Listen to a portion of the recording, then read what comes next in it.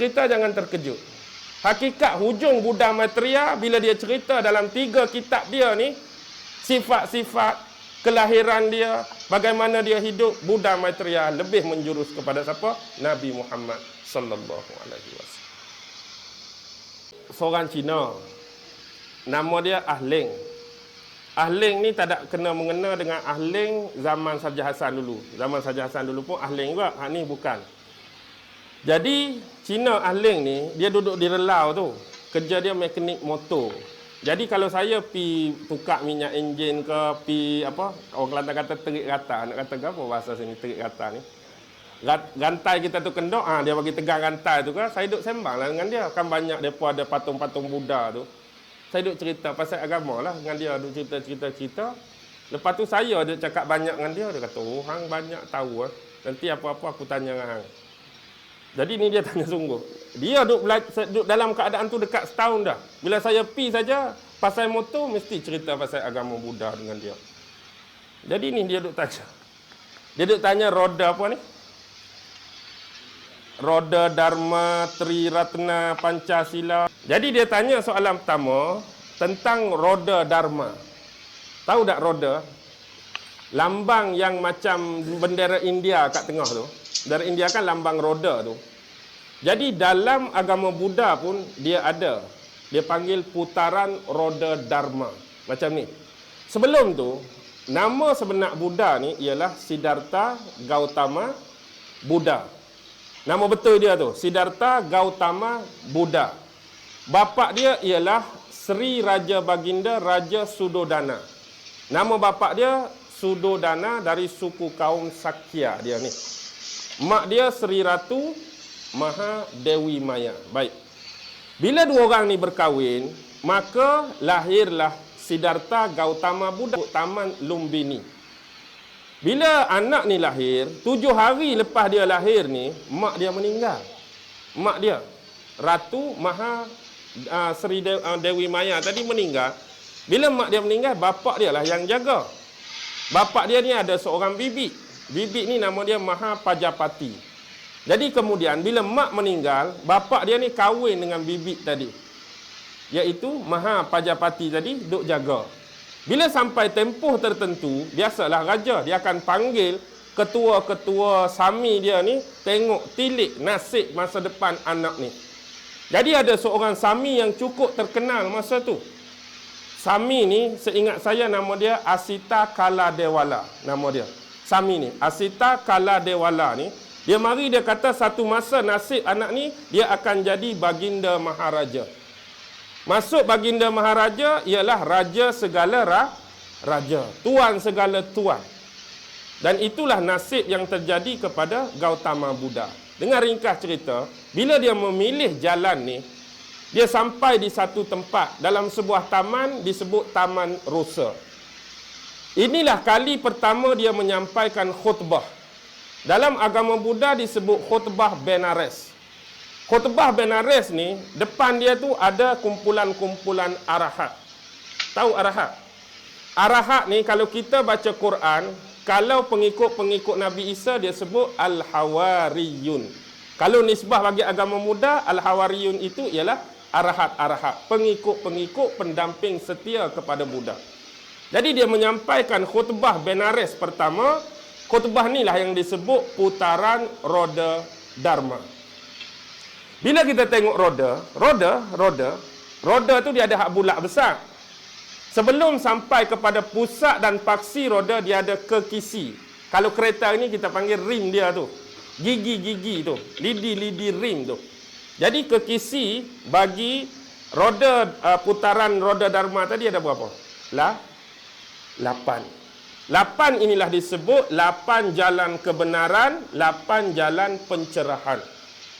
8 jalan kebenaran, 8 jalan pencerahan. Dan tu sebenarnya amalan-amalan yang patut dibuat, amalan-amalan yang patut diamalkan oleh penganut-penganut Buddha. Dengan kata lain, kenapa dia guna perlambangan roda? Sebab roda ni sifat dia sentiasa berputar. Siapa yang putar roda, maksudnya amalan tu hidup dalam diri dia.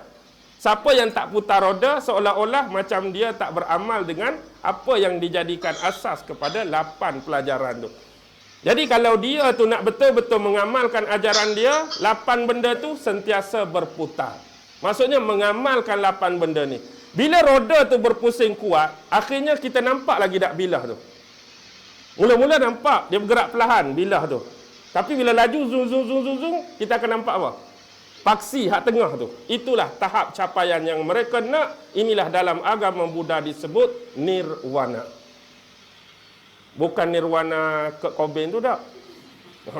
Dia ada satu kumpulan nirwana Kurt Cobain hak bunuh diri tu kan. Itu bukan nirwana lain. Ni nirwana kalau kita ni satu tahap yang dapat berdampingan dengan pencipta. Ni nirwana. Satu alam kalau kita lebih pada syurga sebenarnya tahap nirwana terjemahan sebenar Buddha ni. Syurga tu bawah nirwana lagi. Istilah nirwana sebenar. Maksudnya satu alam yang lebih tinggi dekat pada hadirat Allah lah kalau kita. Dekat dengan hakikat pencipta dah nirwana ni. Baik. Apa yang disebut jalan 8 kebenaran, 8 pencerahan tu bahasa mudah macam ni. Pertama dia sebut pandangan yang benar. Pandangan yang benar. Yang kedua, fikiran yang benar. Nombor 3, ucapan yang benar. Nombor 4, perbuatan, akhlak yang benar. 5, penghidupan yang benar. 6, usaha yang benar. 7, pemerhatian yang benar. 8, konsentrasi yang benar. Faham ke tak? Pandangan yang benar. Maksud dia macam ni. Setiap penganut-penganut Buddha, mereka harus melihat pemandangan dari dalam mata Buddha. Maksudnya melihat dari sudut pandangan Buddha, mata ada 2. Kita pun kena tengok alam dan kemanusiaan hari ini dengan 2. Satu, pandangan bijaksana. Yang kedua, pandangan belas ihsan, belas kasihan. Maksudnya kita tengok sesuatu benda tu dengan bijak. Jadi jangan tengok sekali tu terus kita keluarkan pendapat. Mungkin yang zahir kita nampak demikian, belakang tu mungkin lagu lain. Jangan cepat keluarkan perkataan, jangan cepat melatah dengan masa muda. Tengok tu dengan bijak, baru keluarkan sesuatu pandangan. Yang kedua, kena ada ihsan. Kena ada belas kasihan. Sebab manusia ini tidak ditakdirkan punya bakat dan kemahiran yang sama. Kalau kita dikurniakan lebih, ihsan. Kasihanlah kepada orang yang lebih kurang dari kita. Itu pandangan yang benar. Yang kedua disebut sebagai pemikiran yang benar. Maksudnya hidup kita hari-hari fikir hanya benda yang baik, benda yang positif dan pikiran-pikiran yang jernih. Jangan duk fikir benda mengarut. Jangan duk fikir benda negatif. Fikiran yang baik, fikiran yang betul, fikiran yang jernihlah akan menghasilkan karakter-karakter dan peribadi yang baik. Fikirkan apa yang kita fikirkan. Diri kita tu sebenar apa yang kita fikir. Betul ke tak? Kau fikirkan kau boleh tu tak? Lagu. Bila kita fikir kita boleh, memang boleh. Jika kita fikir kita tak boleh, memang awal-awal lagi. Kita memang tak boleh. Sebab kita fikir kita tak boleh. Kita tu apa yang kita fikir. Okey, yang ketiga, ucapan yang benar. Jauhilah pembohongan, jauhilah pendustaan, jauhilah penipuan. Ucap benda yang bagus, benda yang baik, benda yang berilmu, benda yang bermanfaat. Tu dari ucapan yang benar. Peribadi, nombor 4, pekerti yang benar, akhlak yang benar. Buat hanya perkara-perkara Islam cakap mudah, akhlak mahmudah, buang akhlak mazmumah. Penghidupan yang benar, ni ada kata-kata masyhur dia. Penghidupan yang benar macam ni. Penghidupan yang benar, Buddha kata apa? Buddha pernah kata, jika kamu mencari rezeki, janganlah menyebabkan rezeki yang kamu dapat menyusahkan kehidupan orang lain. Bila kamu cari rezeki, dan kalau boleh rezeki yang kamu dapat tu bukan dengan jalan menyusahkan hidup orang lain. Yang kedua dia sebut tentang penghidupan ni, jika kamu mencari kebahagiaan dalam hidup dan kamu berjumpa kebahagiaan, janganlah sesekali kebahagiaan yang kamu dapat tu dengan jalan menafikan kebahagiaan orang lain. Seterusnya ialah apa dia? Usaha yang benar. Usaha yang benar di sini merujuk kepada jalan yang sebenar menuju kepada Tuhan. Bukan bersifat dunia ni. Usaha nak menjadikan kita tu dekat dengan Tuhan. Ibadat-ibadat, ritual-ritual, amalan-amalan dalam agama Buddha, itulah usaha yang benar. Jadi tinggalkan benda yang bersifat fana, hancur ni. Jadi pergi hak kekal, Tuhan pencipta kita. Pemerhatian yang benar. Jadi kata-kata harus benar, perbuatan harus benar, semua. Yang akhir sekali konsentrasi tu, inilah dipanggil tahap meditasi. Maksudnya memikirkan tentang pencipta. Bagaimana cara untuk sampai ke sana. Itu maksud dia roda dharma yang 8. Putaran roda dharma. Jadi baik. Tadi dia tanya apa? Triratna kan? Pernah dengar tak Triratna? Triratna ni bukan macam Trinity. Kalau saya sebut Trinity tahu? Trinity ni macam Kristian punya pegangan akidah. Itulah Trinity. 1 Allah, 2 Nabi Isa, 3 Ruhul Kudus. Tu Trinity. Dalam agama, apa tadi? Agama Kristian. Dalam agama Hindu ada Trinity. Tuhan Brahma, Tuhan Vishnu, Tuhan Shiva. Dalam agama Buddha ada Trinity. Buddha Dharma, Buddha Amitabha, Buddha Maitreya. Trinity. Baik. Sekarang dalam agama Buddha, kalau kita kitab Al-Quran, Yahudi kitab Taurat, Injil kitab Isa sebagai contoh, mereka ada kitab-kitab yang namakan Tripitaka. Bukan Triratna lagi ni, Tripitaka. Bahasa Sanskrit, Tripitaka bermaksud 3 bakul. Tahu bakul? 3 bakul lah, Tripitaka. 3 bakul, kitab pertama nama apa? Sutta Pitaka. Kedua, Wisaya Pitaka. Ketiga, Abhidhamma Pitaka. Ni kitab asas agama Buddha. Sutta Pitaka, Wisaya Pitaka, Abhidhamma Pitaka gabung jadi Tripitaka tadi. Baik, yang dia nak tanya Triratna. Triratna saya nak sebut. Pertama Buddha, yang kedua Dharma, yang ketiga Sangha. Oh, tak tahu semua Ustaz. Buddha tu Buddha lah. Buddha tu Buddha. Dharma kalau dalam istilah Islam itulah tariqah. Dharma ni jalan nak sampai pada Tuhan. Dan Sangha itu ialah biarawan ataupun biarawati. Dengan bahasa mudah, Sangha tu adalah sami lelaki dan juga Sangha tu merujuk kepada sami perempuan. Jadi bagi macam ni, kalau huraian agama Buddha, Buddha dia tahu dah bakat yang pencipta bagi, kemahiran yang Tuhan bagi tak sama. Jadi dia nak sediakan satu agama, nak suruh orang ikut jalan yang 8 ni, bukan semua orang boleh tembus. Bukan semua orang boleh ikut. Tapi dia nak cari satu pelindung. Siapa yang paling lemah, orang awam macam mana pun kena masuk dalam 3 ni. Inilah panggil Triratna ni. Inilah Tri Protect, Tri Defend, Tri Pertahanan. Siapa nak sampai, walaupun dia orang awam, ini dia. Cari Buddha, cari Dharma, cari Sangha. Ini kalau 8 tu lah. Itulah jalan. Siapa yang beramai dengan 8 roda tu, insya-Allah sampai. Tapi dia kena ada macam kita utusan. Ustaz-ustaz, ulama-ulama, itulah sangganya. Kalau tok guru kita, ustaz, tok guru kita orang alim, tok guru kita, tok guru kita ulama, dia sami lah. Itu kalau sangga. Inilah protect nak jaga terus kekal, mewarisi apa? Mewarisi kelangsungan agama ni. Jadi bahasa mudah tadi, Triratna ni macam inilah. Buddha panduan, Dharma jalan, Sangha itu ialah ulama-ulama, pedri-pedri, rahib-rahib ataupun imam-imam bagi depa. Cara nak buat ialah macam ni. Mereka ada ritual khusus nak masuk dalam Triratna, asas. Baik, mereka ada upacara kena baca. Cara dia duduk bersila, kena duduk macam ni. Ini lakonan semata-mata, tidak ada berkenaan dengan yang hidup atau yang mati.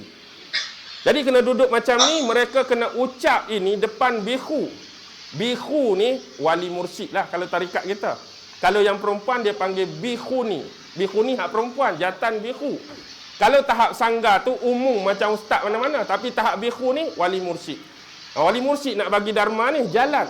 Cara dia ialah, wahai Buddha, Aku akan pergi kepada kamu, maka lindungilah aku.